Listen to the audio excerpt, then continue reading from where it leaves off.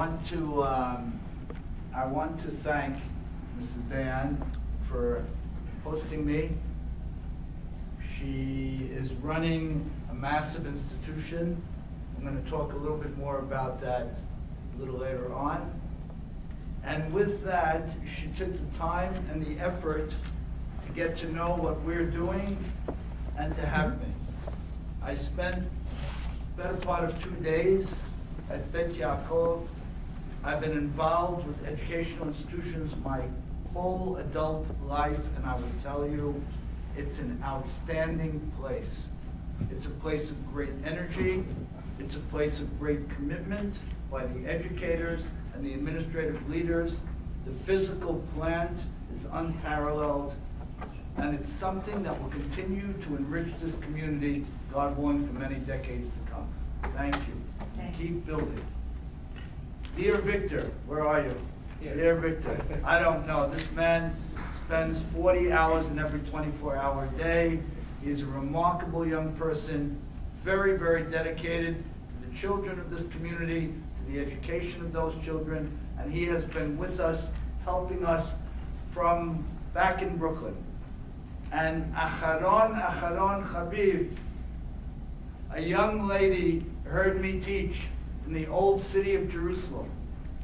And this young lady came over to me after the class and she said, I'm going to reach out to my aunt who runs the largest Jewish day school in Brazil, and we're going to have you. We're going to invite you. I said, okay, that's very nice. And she made it happen. This dear, dynamic young person, I'm so proud of her, and I have no doubt she will follow in the leadership steps of her aunt and other family members and be a great builder of this community. I'll give you a quick background. I've been in education and business my whole life.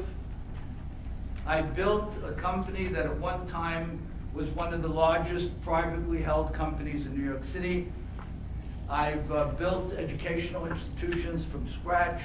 We're actually launching a new college now in the United States. It's an accelerated, very high-level business management program where in 18 very concentrated months, young adults will graduate with a bachelor's degree in business management, having spent almost 35 hours a week under our program, where they'll be in school 15 hours a week, another 18 hours a week working under our direction with mentor and internships. They'll be meeting over 50 corporate leaders. Each week there'll be 2 corporate leaders coming to teach. I give the entrepreneur track, which is every week, and that's one of the efforts that we're involved in. So it's been business, Torah, education, my whole life. What I'd like to do tonight is share some ideas with you. But I want to tell you, when I teach, we learn together. Okay? I'm going to talk, but you're going to talk more. All right? Good. The ideas that we're learning tonight, I taught at Chase Manhattan Bank, Morgan Stanley, the United States Navy. We had a program with the United States Navy where I taught 1,000 people from enlistee up to admiral, and many types of companies in between. I walk in with my beanie on my head. I don't use the Torah terms, but I teach the same ideas. I taught at Baruch College in New York City for a period of time as well. So we're going to spend the time we have tonight together learning and developing some ideas about entrepreneurship. All right? Who's going to do most of the talking? You guys, not me. You're going to do most of the talking. So, first, tell me, what is an entrepreneur? Somebody who creates. Good. What's an entrepreneur? Somebody who comes up with new ideas. Somebody who comes up with new ideas. Excellent. What's your definition of an entrepreneur? Somebody who works to make it happen. Works to make it happen. What else? Give me more. Excellent. Come on. Some idea, like someone that wants to solve a problem. Somebody who wants to solve a problem. I need more. What's an entrepreneur? Let's go. innovator, right? What's an entrepreneur? Expect like more things, more solutions. More, right? More. He's an entrepreneur. He or she is a risk taker, right? We're creative. We're imaginative. We're innovative. We're risk takers. Good? When does somebody stop being a risk taker? When does somebody stop being a risk taker? Never. Never stop being a risk taker. Now tell me, what's the difference between an entrepreneur and everybody else? What's the difference? Huh? Ambition is a major difference. What else? What's the difference? They were trying something new. They're going to be trying new things. Excellent. And they don't give up. An entrepreneur is someone who is creative, is innovative, is imaginative, who fails from time to time, yeah, but never gives up. What do you want to be? Entrepreneur. You want to be an entrepreneur, right? Why? Because I never give up. Because you never give up, right? Excellent. Why do you want to be an entrepreneur? Okay. Why do you want to be an entrepreneur? Lose my confidence. To boost your confidence. What else? Why do you want to be an entrepreneur? To create something from zero. Excellent. And you, why do you want to be an entrepreneur? To change the world, right? Now let me ask you guys, what do we want to be an entrepreneur in? We want to be an entrepreneur in what? Something that has meaning. In building?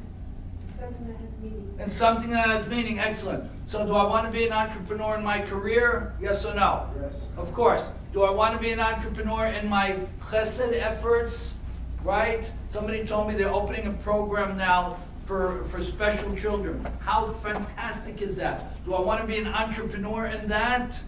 Of course I do, right? What else do I want to be an entrepreneur in? Where I'm taking risks, where I'm unafraid, where I'm building, forever building. What else do I want to be an entrepreneur in? Come on. Career. Career, we got that. Good. What else? What else? Innovation using technologies. Technology, sure. What else do I want an entrepreneur in? Who over here is married or has that special person in his or her life? Raise your hands. Okay, we got a few. Good, good. What else do I want an entrepreneur in? In marriage, in love and relationships. What does that mean? We do a program for married people in the States. That's a very exciting program related to this. Why do I want to be an entrepreneur in love and relationships? Why? Why? Come on. No good? Okay, you'll get there. Norma, why do I want to be an entrepreneur in love and relationships? Have a good relationship. You want to have a great relationship.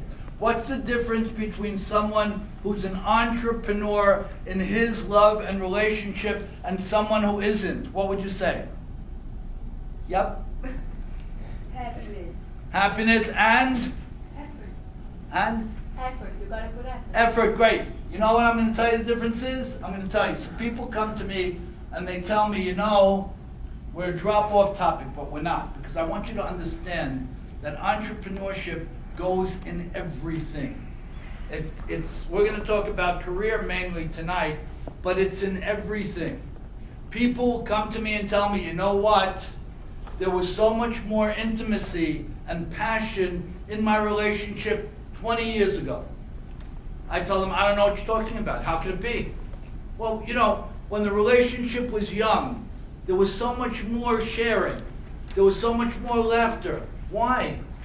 It should never be. You know why that happens? Because people aren't taking risks to grow the love, to increase the passion. We have to take on ourselves the perspective that HaKadosh Baruch Hu gave us, which is we're unafraid to change, we're unafraid to try, we're unafraid to reach, we're unafraid to build in everything. If you have the great blessing to fall in love, and marry that most special person and begin to build your life with him or her, then you have a responsibility to constantly think about, how do I express my love with new words, with additional action? How do I deepen it? How do I create a situation where we laugh more, where we share more? Because entrepreneurship is not limited to business. It's in my love and relationships, it's in my chesed, and of course it's in my career. So, I titled tonight's talk, Entrepreneurship Forever, and that's what it should be. Now, to be an entrepreneur forever in every area of life, how do I do that? What do I have to do? Huh? Take risks, great. And to take risks, what do I have to do? Not be afraid, perfect. I have to learn how to become a risk taker. Mediocrity doesn't work. Risk adversity doesn't work. In America, 1 out of every 2 people in the most powerful country in the world is doing something they're not built to do. And therefore, their lives are mediocre. How can it be anything but? An entrepreneur figures out what his core strengths are, or hers, and then says, in whatever words they use, in our terms we say, HaKadosh Baruch Hu put me on this planet to build. And you know when I stop building? The time I stop building is when I take my last breath and not a second before. And you know what? I'm going to make more mistakes, I'm going to cry, I'm going to fail, and that's great. I was invited to a handful of years ago to speak in a number of companies and graduate schools in a few of the countries in Europe. And I was there for a handful of days, and I left heartbroken. I was heartbroken. I was so saddened by what I saw, which was that in these countries, if you take a risk and you fail, you're looked down upon. In America, in Israel, if you haven't failed in something, nobody will look at you. I will never invest with someone who hasn't failed. They don't know anything. They're not builders. And the bigger the failure, the better. In Israel, failure is a badge of honor, as it should be. I told some of your children earlier today, I carry a massive sack on my back with tremendous pride, and it's filled with all the mistakes I've made.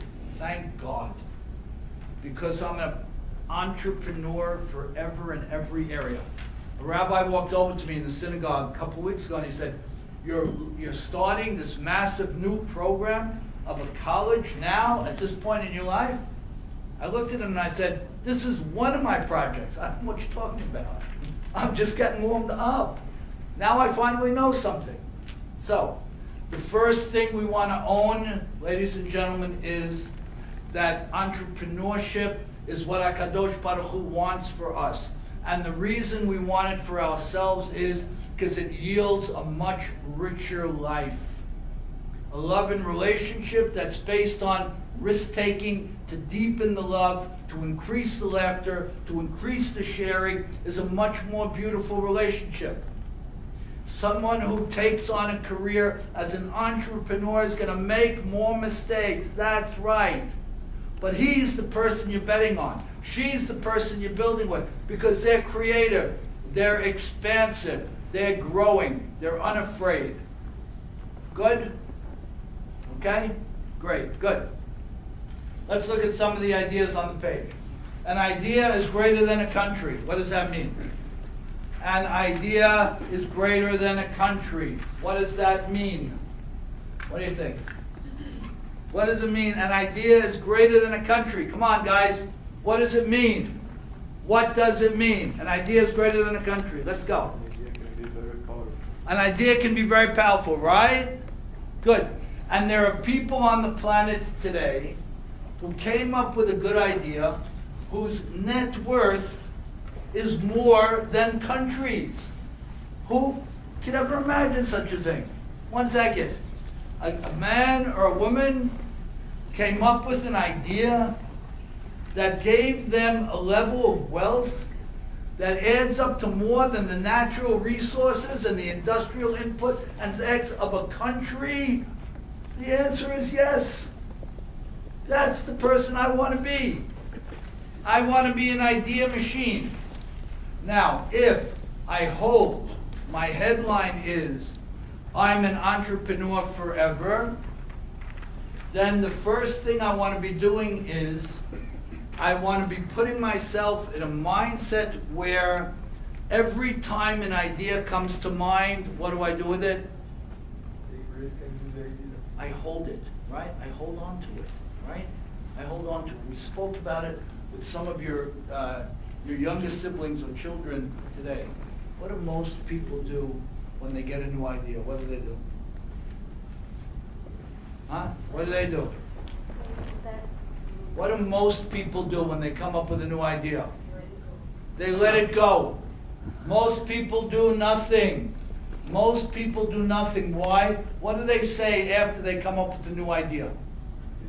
It's difficult, right? What else do they say? Where am I going to get the money, right? What else do they say? I can't do it. What else do they say? People are afraid of that. Huh? What? Afraid, like. They're afraid. What else? People work. It won't work, right? Most great ideas die at inception. I ran a company with thousands of people. I went into my stores and offices at the crack of dawn to teach my employees to be entrepreneurs. You work in the stock room. You work in the mail room. You should be an entrepreneur. You know where we got some of the best ideas from? From the entry-level people. Because they felt empowered by the owner of the company, that their ideas mean something, and I want to hear from them. And they were great. And I had the lowest employee turnover in the country, in my industry. Why? Because people loved being there. Because they knew that I sincerely cared about them, and I took their ideas and I built them. And then plenty of people moved on when they moved on to positions of leadership in other places. And I was thrilled for them. So, point A, I want to be an entrepreneur forever in everything. Am I going to fail more? God willing. Am I going to cry more? Yeah. Am I going to be embarrassed more? Definitely. So why would anybody want to do it? Because that's the way to build. And that's the way to live. And that's the way to be able to look back on the day that passed and the years that passed and say, I meant something. I changed something. I built something. So, point A, entrepreneurs forever. Point B, when I have an idea, hold it. Keep it. Write it down. Never challenge it. Because what do most people do? They have a great idea that they can do. We call that the what. And then they immediately ask, how am I going to get it done? And when they ask the how, as you guys said, they kill it. Most great ideas die a few minutes after they were born. But imagine if we acted like entrepreneurs and we believed more in ourselves and we knew that we control our destiny and we can force a change in our destiny. And that's the truth. What if we did that? How much more wealth would there be in our communities? How much more wealth would there be in our families? How many more chesed organizations would there be? How many more excellent educational institutions would there be? Many. And we need them. And we want them. So as builders of relationships, you're mostly young people, as builders in your relationships, as builders of your families, every one of my kids is an entrepreneur. My daughter Gail is with me tonight. Every one of my children is a risk taker. Did they have more failures in their lives? Definitely. And that makes me very happy. My kids are powerhouses because they drank the Kool-Aid, so to speak. They listened when I pounded on the table. And they're not afraid. They're not afraid. And they're builders, and they don't stop. I mentioned it at the Mala meeting. Fantastic. What a beautiful group of people. My father, alav shalom, was 94. He was working 6 days a week. He wasn't pushing papers on the desk. He was buying product. He was negotiating deals. He would call me up at 10 o'clock at night. Son, did you get this done yet? 10 o'clock, Daddy, I'm sleeping. He wasn't sleeping till he was 94. He was a perpetual entrepreneur. He was a community leader. He had a spectacular life. Did he have plenty of setbacks? Plenty. Did he ever get discouraged? Maybe he did. Did he ever stop? Never. So, HaKadosh Baruch Hu tells us, I created the world, guys, now you pick it up. You get moving. Your time to build. When do you stop? Never. So, entrepreneurs forever. An idea is precious. If I come up with an idea, before I start to criticize it, write it down, put it in a box, protect it. Don't ever lose it. Don't ever ask the how. Just stay with the what. And let the how come over time. How am I going to get it done? How am I going to find the money? How am I going to get people to support it? Take it easy. Protect it. Keep it. Hold it. There's gold. There's platinum in those ideas. If our employees, if our children, if our spouses are encouraged to take their ideas and grow with them, wow, what a community we'd have. Wow, what families we'd build. Wow, how great life would be. So, step number one, I sign up for this club. I'm an entrepreneur forever, in every area of life. Step number two, I appreciate the fact that we live at one of the greatest times in human history, at a time when an idea can be worth more than millions of square feet of brick and mortar. And it's the fact. And it's great. And you're young people, and you're coming right into it. You have a massive opportunity ahead of you. Parenthetically, we mentioned this in the yeshiva. You also have remarkable opportunity because there aren't really any borders anymore. When I built my companies, I had a limited geographic area that I could address. Somebody with a great idea can sell billions of people on the planet almost for free. And so we need to start and think in that direction. Questions, challenges. By the way, when I teach, I don't want you to say yes, yes, yes, and walk out of the room and forget. I want you to use it. And therefore, if it doesn't work, if it doesn't make sense, talk to me. Talk to me. Yeah, okay, great. What do you think? Are you okay with this idea? Yeah? And? Yes? No? Yeah, go. If you have like many ideas during your day, if you don't ask the how are you going to choose which ones to? Awesome question. What do you do if you have many ideas? What do you do? What do you do? Come on. Find the one that you're most passionate about. What's that? Find the one that you're most passionate about. Fantastic. You start with the one that you're most passionate about, that you're most excited about. Good? Good. And then what do you do? And then what do you do? You find your Yedid Nefesh, your soulmate, not your love mate. Your love mate is the one you build your life with. Your soulmate, your success buddy. This is someone who HaKadosh Baruch Hu puts in your world, who's there to help you build this idea. They're not a family member. They're not a husband or wife. They're a friend. They're a teacher. They're a mentor. They're objective. They're not worried about you possibly failing. So when you have an idea, if you have many, you take the one that you're most excited about. By the way, I did this in a handful of colleges. It was a very fun thing. How do you figure out which one you're most excited about? How do you know? How do you know? What would you think? We have a simple test. It's great. What would you do to figure out the idea you're most excited about? What do you say? Huh? Okay, what do you say? What do you think?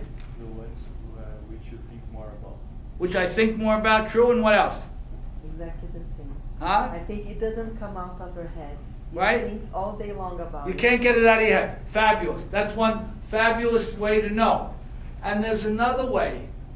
If the ideas are close, you do something that we call the mirror test. It's so simple. It's so powerful. You put a mirror up in front of you and you describe the different ideas. It's so simple. And you will see in your facial expressions, in your tone, in your body language, you will see what? Something different for that one idea that you think is the most exciting. We've done this in rooms with hundreds of people. We put a small mirror in front of people and they pick it up and you see what happens. It's such a fabulous question because if you buy into this idea of being a perpetual entrepreneur, then you can come up with a lot of good ideas. Now what do I do, right? I do the mirror test, right? Stand in front of a mirror. See the one that emotes the most passion from you, the most excitement. Listen to it in your tone. See it in your voice. And also have a success buddy. Have that yedid nefesh, that soulmate with whom you can share ideas. Everybody has at least one or two throughout their lives. Good. Other questions on this point? Other questions? Let's go. You did Nefesh is a partner? It's not a love mate. It's a dear friend, a mentor, a teacher. Not a business partner. No, generally not. As somebody outside. And he may not even or she care about what you're talking about. Doesn't matter. They're objective, they're non-judgmental, and they can help you find your way. Now, what's the next step? Yeah, great. This person is going to make with you your idea, or you're just going to share the idea with the person? You're going to talk it out with the person. He or she may or may not help you to get it done. But what they help you do is identify the steps to make it happen. What I found in my life is HaKadosh Baruch Hu, life, whatever you want to call it, always puts the people in your life that will help you. They are always there. I'll tell you a problem we have in America. In America, people don't trust anybody. Therefore, a lot of people have the soulmate, they have the person standing right there. But because they're not willing to give their trust, they don't open up to the person and they lose out. So I believe the Torah motto is trust first. Trust first. You might be disappointed. It's okay. You're not putting $1 million check in somebody's hand. And you know what? Some people might fail you. That's okay. But I will definitely not be able to grow if I'm not open to other people helping me. Okay? So the soulmate is a massive partner. What else? Any other questions? Who's not ready to be an entrepreneur so far? Tell the truth. Come on. Huh? Okay. What else does an entrepreneur do? What else does an entrepreneur do? Look at the second point on the page. Get smart and keep getting smarter. What does that mean? Huh? Study. Study, right. That's right. My students, every one of my students has 2 libraries in his or her home. They have a Torah library of their own, and they have a business or a career library. I want my students buying at least 1 book a month. At least. My strongest students are buying more books than that. Because We have to get smarter. We have to learn from others. Now, how do you read a book? How do you read a book? Assume you're on board to build 2 libraries. By the way, just on the side, what does it say to your children when you have a Torah library? Mommy's Torah library, not daddy's. Mom's Torah library. And you have a business library. What does it say? What does it say to your children? Huh? You're going to keep growing. It sets a fantastic value for the love of knowledge. The love of knowledge. So you have to get smarter. We have an important perspective in Judaism. It is. If I'm not getting smarter, then what's happening? Getting dumber. The other side is happening, right? If I'm not getting smarter, something else is happening, right? I tell them, if you get smarter 10 minutes a day, 10 little minutes a day, right? At the end of 1 year, which is a minute, you have 3,650 minutes of more knowledge. That has massive power. So, one of the elements of being an entrepreneur, and as you become entrepreneurs, each of you, and you build your companies, is to show your people that you are a perpetual student, that you're a student forever. Now, how do I read a book? Real quick. How do I read a book? How do I read a book? What's the right way? Best way to read a book is how? What do you say? Come on! Let me ask you something. If you read a book and you don't have a pencil in your hand, how much of the book do you remember? 10% maybe. 10%. I spent 4 hours on this book. I remember 10% worth. What if you pick up a pencil and you never use it while you're reading? How much of the book do you remember? Just by holding the pencil in your hand, your mind works at a different level. What would you guess? 20%. 30%. 30%. 1 second. I didn't write a word down. Now my mind is engaged differently. I never, other than Shabbat, I never have a book open without a pencil in my hand. Now, what's a way to be a powerhouse, a student leader? You have 2 things in hand when you're reading. You have your pencil or pen, and you have a highlighter. Why? I use my highlighter, my yellow magic marker, to highlight the author's ideas that resonate with me. Why is that important? Yeah, now I'm gonna own it. Now it's not gonna just wash through me. It's gonna be mine. And then what do I do with the pencil or pen? Huh? What do I do with the pencil or pen? Huh? I write my notes. I write my notes in the margins. You want to be entrepreneurs? You want to be business leaders? You're students forever. You love to learn. You buy books and you highlight and you write in the margins. You will beat everybody because most people are intellectually lazy. So if you're not, you kill it. And you always, always read with a pencil, a pen, and a highlighter. Always. And you change the game. And I have many, many books. One of the things I'm most proud of in my life is my library. It's spectacular. And most of my books have my handwriting and my highlighting all over them.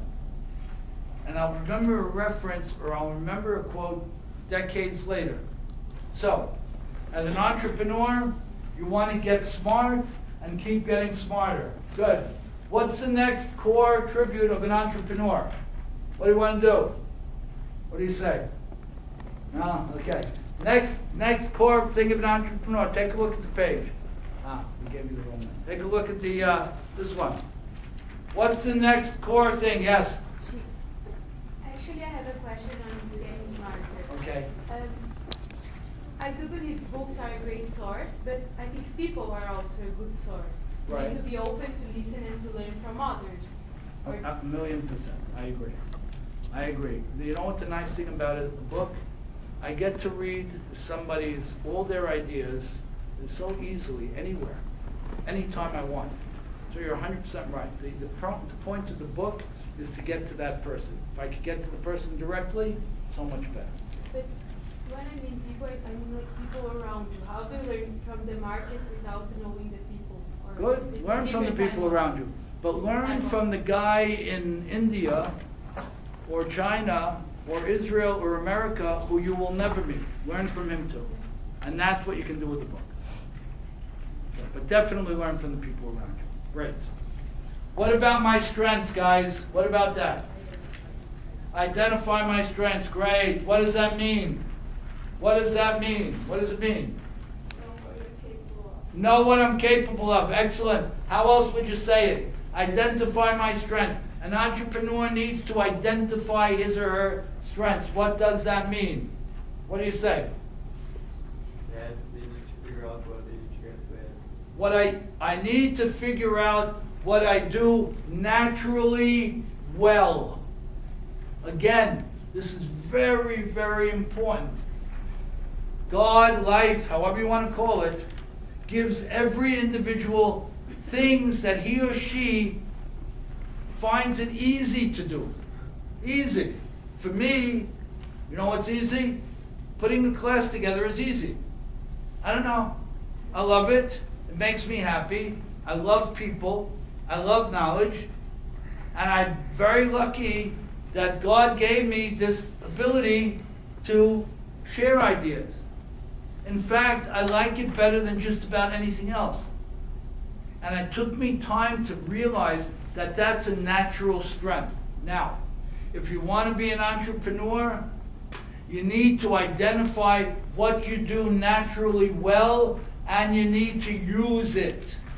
Which means, and this is very important, I don't go into a profession because it's hot, because it's good in the market now. I do not go into a profession because it's what my family does. I do not. I go into something that reflects what I do well. Now, in our 3-day program, we spend hours on this, helping people figure that out. But you can do it. You can all do it. What comes naturally to me? What comes naturally to me? Everybody has it. 2 or 3 things that are just easier for you than most people. And if those are the things that are easier for you, that's where you should be. And you know what? People could be making money in that industry or not, but you'll make tons of money because you're doing what you were built to do. Many people are doing what somebody else was built to do. How successful could they possibly be? Good? Questions on this point? Yes? You can be good at something, but you don't like it, so. Good, you can be good at something you don't like it, good. Right, then it doesn't work, right. So that's the next point. Very good.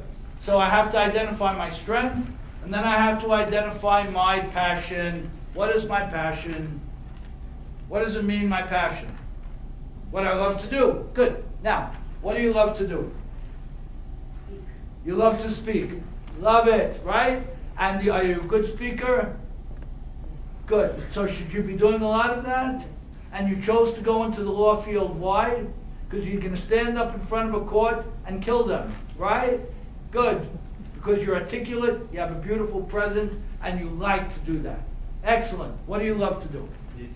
You love to listen. This is a smart guy. You're smarter than I thought. This is very cute, very smart. I'm going to remember that one. That was great. That was great. Kelly, you got that one? Yeah, that On was very camera? cute. That was great. That was great. Beautiful. It's not so easy in the world we live in to identify core strengths. And it's even a little bit harder to say what you love to do. For someone, a young adult, to say, I love to speak, that's a big deal. That means that a person is very much in touch with herself. and knows what makes her, keeps her up at night. That's what you want. What is my strength? What do I do naturally well? And what do I love to do? And then I put them together and I have my grand slam. Good? Questions? So, yeah? No? You're not sold. Let's go. Questions? Come on. You love a lot of things and you're good at a lot of things. Excellent. That's very good. What we do with some of our students is we'll go through 3 or 4 options because they have strengths and they have passions in 3 or 4 related areas. Great. Let's try the 3 or 4. That's great. But that's better than saying, right now engineering is hot, so I'm going to be an engineer. What are you talking about? You're not built to be an engineer. Oh, and this industry is not hot, but you were built to know that and understand it quicker than anybody. That's where you should be. And it could be 3 or 4. Fabulous point. Go through them, test them. Good. Other questions? Yes? How do you know what you love? How do you know? What you love?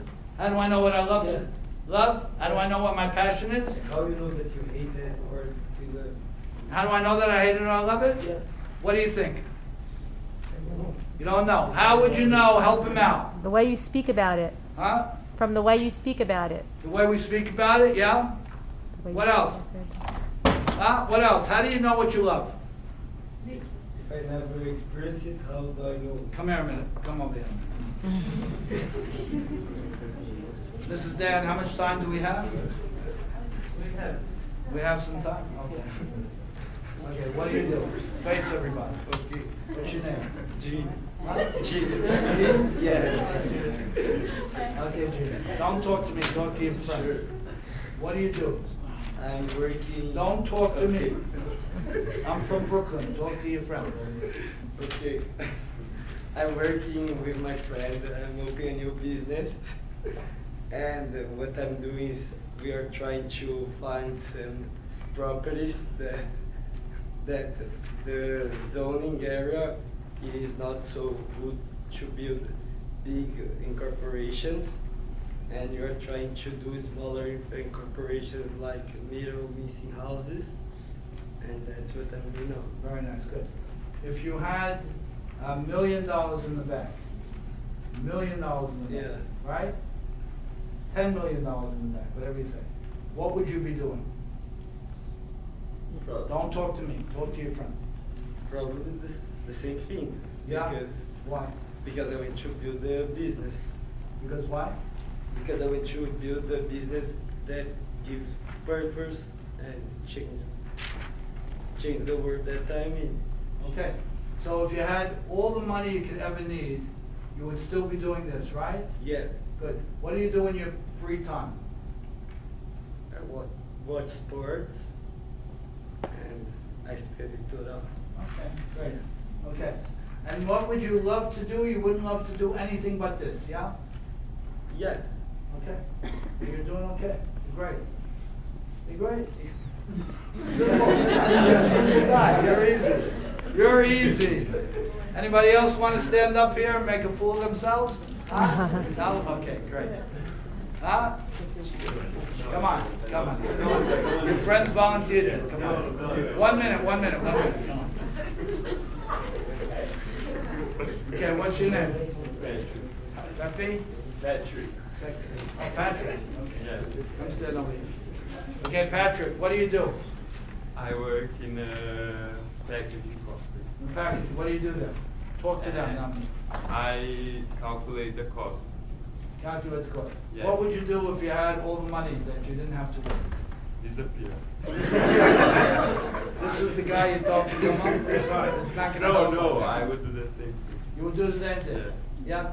What makes you really excited about this? What? That I bring in results, so I see first. You bring results to people first. I want you to look at the last item on our page. What's the last item on our page? I want to challenge Patrick to it. What's the last item on our page? What does it say? Own only. What does that mean?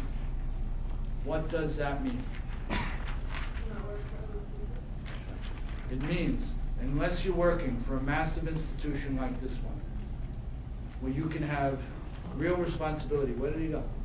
Our speaker, he's great. Okay, unless you can have great responsibility and make a lot of money, you should own your own company. Every one of my students, I will push them and push them and push them until they own their own. Why? To develop yourself and run it, right. And you know what? Thank God lifespans are getting longer. And the cost of living keeps getting higher, right? Keeps getting more and more expensive to live. The value of money keeps dropping, right? Money is devalued very aggressively now, unfortunately. So the cost of living goes up all the time. Thank God we're generally building big families and we're living longer.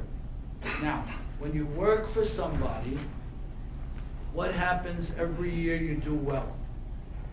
After a certain point, what happens? Every year I do well when I work for somebody. What happens? Huh?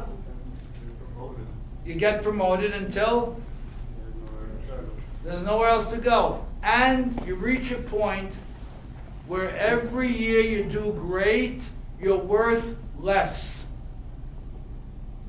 Every year you do great, you're worth less.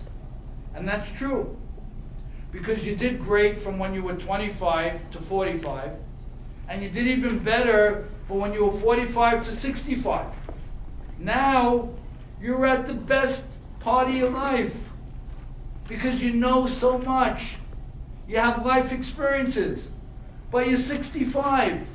So people start writing down your value. I will do everything in my power in working with my students so that over a period of time, doesn't have to be today, but over a period of time they're building their careers. If it's not their own company, they have equity in another company. They run a division. They run a platform. So, Patrick, dear Patrick, my only concern with what you do is I want you to make sure that you figure out how over time you can own something in that business. Because you must have equity. Can't be less. Agreed? Yes. You with me? Yes. How old are you? 22. Okay, 22. So you got till you're 30. We'll talk then. Okay. Thank you. How do we feel about that idea, ladies and gentlemen? I want you to own. Everybody can. Everybody can. Don't sell yourselves short. You can go to companies and be fabulous, and you can get paid very well. But you know what? To live till you're 90 is not a surprise anymore. To be active in business in your 80s, some of the best CEOs in America are 85. Age doesn't mean what it used to mean. If you work for somebody, is somebody keeping you in their employ when you're 85? They're so dumb that they're not. They don't realize that you're at your best. So, we jumped down. But I take my core strengths, I take what I'm passionate about, what I'd love to do. If I had all the money in the world, I would still be doing it. And then over time, it doesn't have to be right away, over time, I put it into a structure where I own something. And owning something keeps me going. I begged some of my friends. I begged them. I said, don't take that job. What do you mean? I got to pay the bills. Don't take the job. Don't take the job. Every year you do great, you're worth less. You're digging your own grave. Some of them listened, some of them didn't. So, last point on the page, I start with my strengths. I put it in the direction of my passions, and then I own, yeah. I'm not sure I agree with the last part. Okay, good. Especially when you're beginning your career, I think opportunities come when you sometimes work for someone else. You meet people, you learn things, you fail in someone else's business and I not completely agree. your own. That's why I told Patrick he's 22. I said we're going to talk again when he's 30. because by the time he's 30, he doesn't have to do it now, when he's 30, he has to be on a track to own something. You're 100% right. In your 20s, maybe even a little into your 30s, it's great to work for good people, you're learning, you're growing, you're building. But by the time I get into my 30s, I need a track for equity. Well, it doesn't have to be right away. You okay with that? How old are you? 27, beautiful. So within the next 6, 7 years, 8 years, you should move your career to a place where you're in a great place. You don't have to own the whole company, but you have a division that maybe is 10% of the volume, and you own 50% of that division. That's yours. That's different. You have time, but you have to get there, in my opinion. Yeah. Just about so like you get find a lot. They're like just great ideas, don't be in it. So Say again? They're like just great ideas, don't be in it. So like you can have really good ideas, but if you don't have like Fantastic question. Say, what's your name? agents. Ezra? Yeah. Oh. I was teaching at Chase Manhattan Bank. There was about 250 people in the room. I'll never forget it. And a guy from the last row started to scream at me. He started to scream. He said, "How dare you teach ideas like this? I have 4 kids, I have bills to pay, and how dare you teach ideas like this?" But he wasn't listening. What I told him was, and I'm going to answer your question with this one, right? You have to pay bills, let's say, right? Not even like in the future. We will. Huh? Not even in the future. We will. Okay, good. In the future you will. Yeah. Okay, very good. You have to pay bills, right? It's a real thing, yeah? So what do you do with everything we're learning tonight? What do you do with it? I have to pay bills. I know I'm not doing something that reflects my primary strengths. I know I like what I do, but I'm not passionate about it. So what do I do? How do I go along with what we're learning tonight? What do I do? You work in Thank you. parallel. I'm sorry? You work in parallel. Fantastic. You work in parallel. What does that mean? That you keep on your work and you plan beside work. Super grand slam answer. Grand slam answer.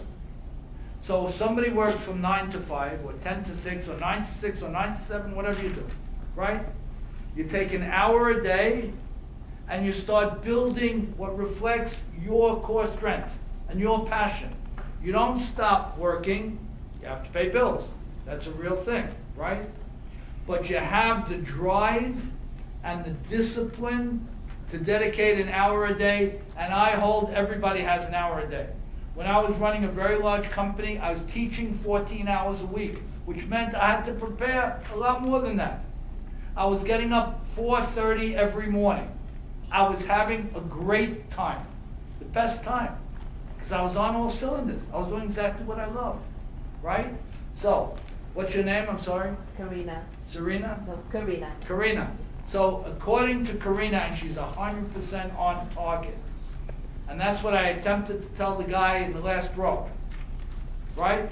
You keep doing what you're doing, but you build your dream. It starts with an hour a day, and as Karina said, what happens over time, it goes like this. And that's what you do. It takes discipline, it takes courage, it takes a success buddy, mentor, soulmate, and you do it. And a lot of people do it. And nobody give me the excuse that there's not enough time. We mentioned this with the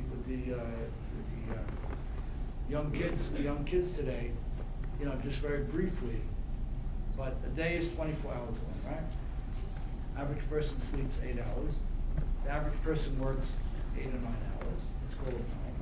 Let's say there's an hour for meals, prayers. Let's say 2. Let's say it's 11 and 8, right? There's 19 hours, right? I should have 4 or 5 hours a day.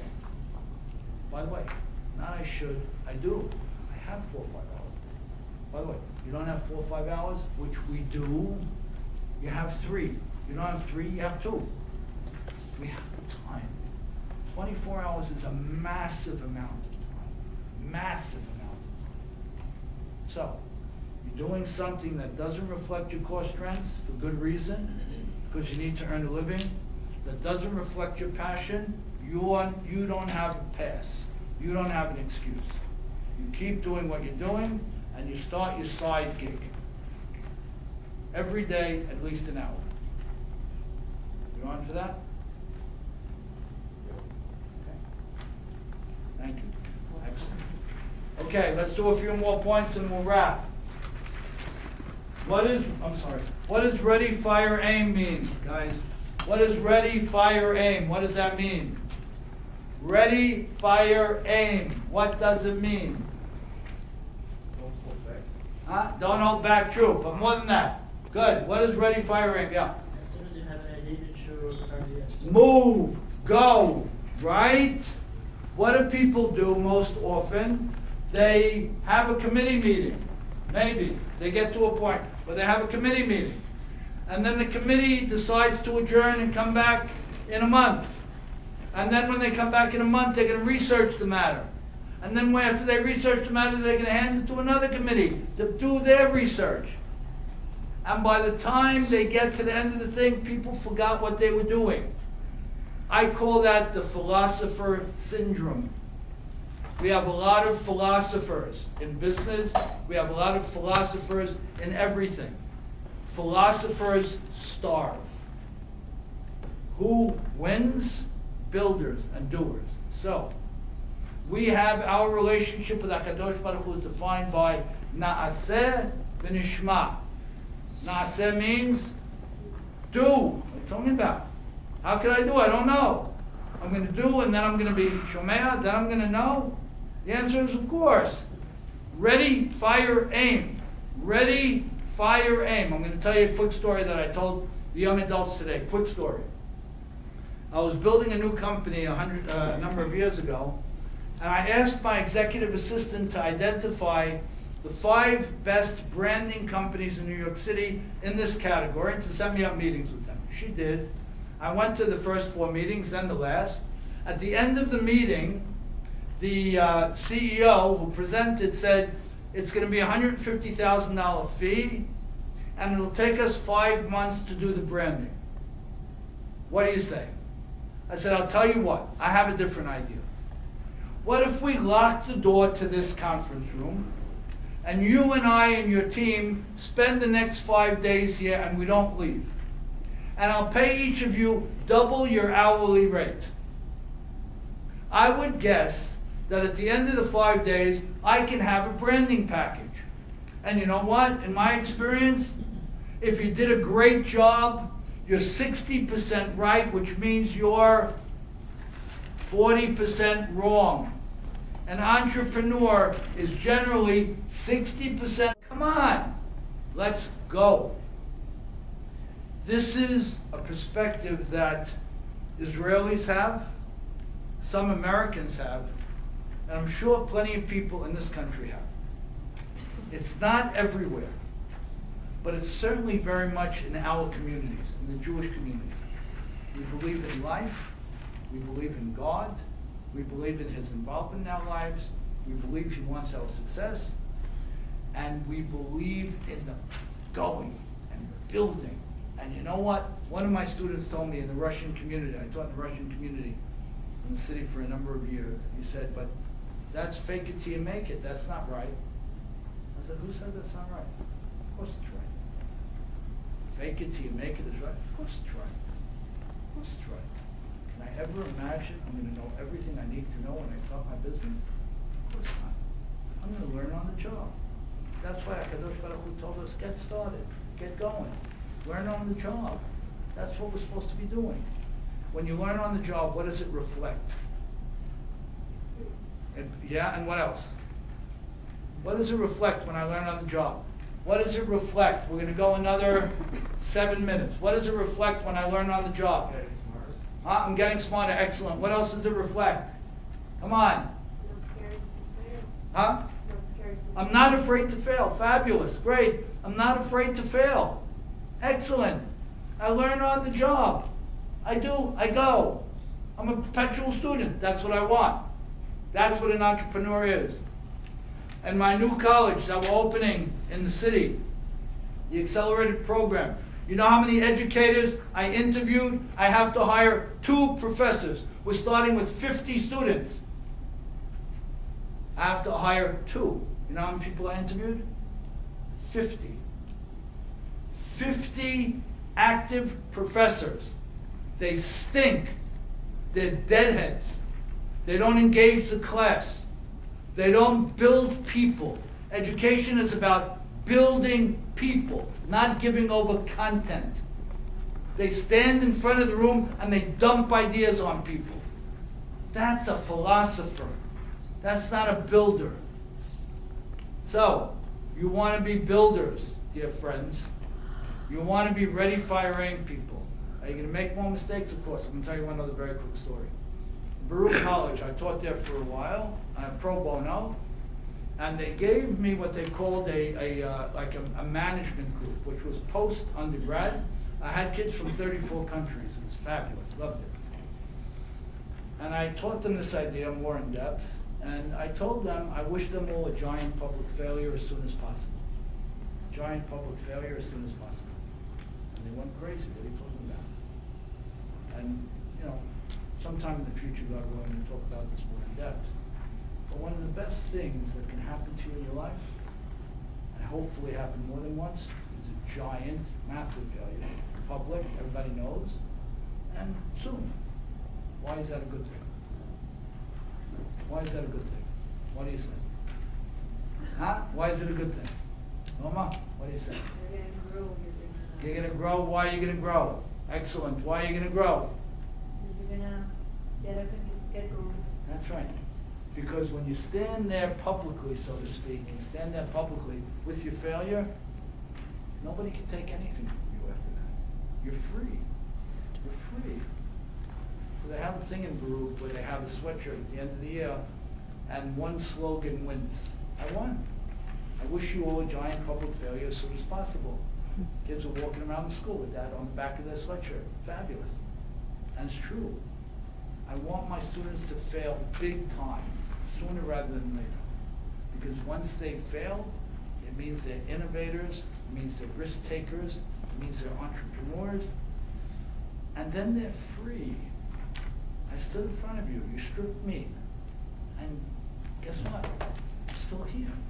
You didn't take anything from me but the pain of that minute. Good. Last point for tonight. Delete, delete, save. What does that mean? We talked about this. Not in this group. Delete, delete, save. What does it mean? What does it mean? Let's go. Last point for tonight. Come on. Delete, delete, When you save. go bankrupt, you need to go rebuild the enterprise. When you fail, yeah, when we fail, this system, again, this was the biggest takeaway for the Chase Bank people, JP Morgan Chase people.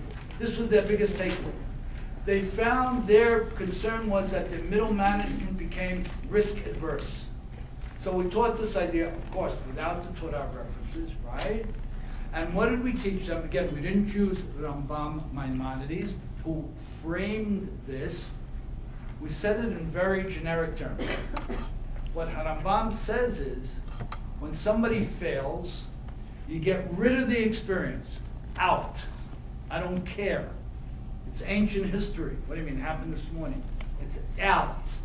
I don't think about it. Second thing, I don't judge myself. I don't get emotional about my setbacks and disappointments. I delete any emotion also. What do I save? Huh? The lesson. Excellent. I saved the lesson. Now, real quick. We got 3 minutes, real quick. What's the difference between a person who hangs on with their guilt and self-judgment and feeling bad when they make a mistake, and the person who goes according to Harambam and removes any emotion, removes any sense of guilt, gets rid of the event itself, and just takes away the lesson? What's the difference? Yeah. One person move on and the other don't. That's right. And what are most people doing these days? They're hanging around in the sadness. And what happens every day you carry that, you become weaker. Every day you carry the guilt, every day you carry the bad experience in your mind, you become weaker. You become more frightened. You become less strong. So, the key point, and one of my rabbis taught me this with a very important word, I mentioned it to some of you. Next. When I have a failure, I try to figure out what happened. Sometimes you can, sometimes you can't. Sometimes it takes a week, a year, 10 years to figure it out. I try to figure it out objectively, no emotion. I get the experience out of my head. I take whatever lesson I know, and I take it, and I move. Next. Let's go. The philosophers who are setting up 42 meetings till they get going are usually the same people who are wallowing in their sense of guilt and self-judgment as a result of their mistakes. I mentioned this before. One of my things I'm most proud of is that I have a massive sack on my back filled with my mistakes. Those are not negatives. Those are my badges of courage and badges of honor. So you want to be a builder? You better be ready to make plenty of mistakes. But do it the way the Torah suggests. Without regret, without guilt, without self-judgment, clear-minded. This is what happened. This is what the lesson is. Next. So, let's wrap up. I want to thank again our dear hosts. This last 2 days have been a whirlwind, and days, with God's help, I will never forget. You have a very beautiful community here. We've met some of your educators, some of your leaders, some of the psychologists. We've met some of your children, some of your siblings, some of your parents, some of the young adults, and you. You have a beautiful community. Keep building it. And you know how I want to keep building it? Take risks. Be entrepreneurs on the chesed level and on the career level, and of course in your love and relationships. Don't be afraid. I want to mention one other very quick thing. I'll take another 2 minutes. And this is very important. What happens when you hit the wall? Last point for tonight, guys. What happens when you hit the wall? What? Huh? Bounce back. You bounce back. But what's the bigger message of hitting the wall? What is the biggest message of hitting the wall?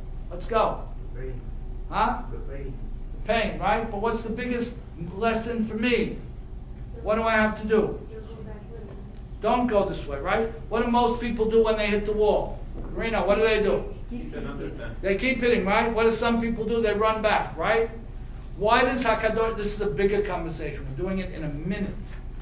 But we'll do it at some point in the future, God willing. But in the meantime, I want you to have the idea, okay? What happens when we hit the wall, ladies and gentlemen? We hit the wall because we're shooting too low. We are shooting too low. Our expectation is here. Our skill set is here. Our potential is here.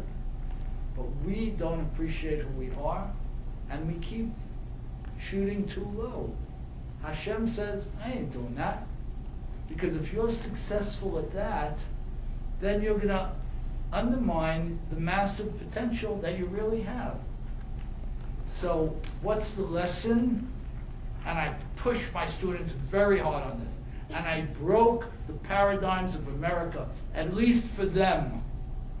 When my students hit the wall, what do? They back up 2 feet, and they pick their heads up, and they shoot higher.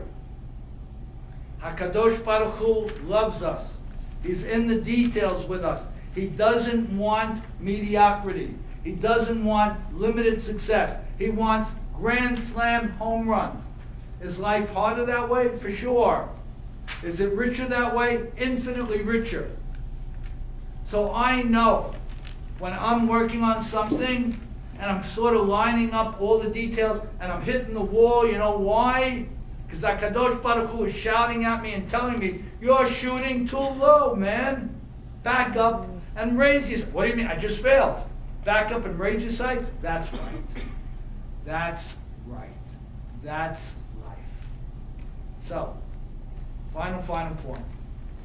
What's the upshot of being an entrepreneur? Perpetual entrepreneur. What's the biggest takeaway? What's the biggest takeaway? Dear Norma, what do you say? What's the biggest takeaway of being a perpetual entrepreneur? Huh? Take risk, good. But what's the biggest takeaway? True, what's the biggest takeaway? The people who are perpetual entrepreneurs are? Be resilient. Huh? Be resilient. They're resilient, great. What else are they? Believers. Final point tonight. Trust in The people who are perpetual entrepreneurs are? They trust in themselves. They trust in themselves, excellent. And they are happier people. The perpetual entrepreneur has a happier life. And I'll close tonight by saying, there's nothing more important than happiness. Nothing. The Torah was written for us to be happy. The mitzvot were given for us to be happy. The ability to work was granted us for us to have a great time. Life is about happy. And the entrepreneur who believes in himself or herself, believes in life, and understands some of the points we highlighted tonight, has a great time and a happier life. And nothing beats happy. Nothing. Got it? Great. Any last questions? Okay. Thank you very, very much. And thank you. Awesome subject. Really appreciate it. Good thing.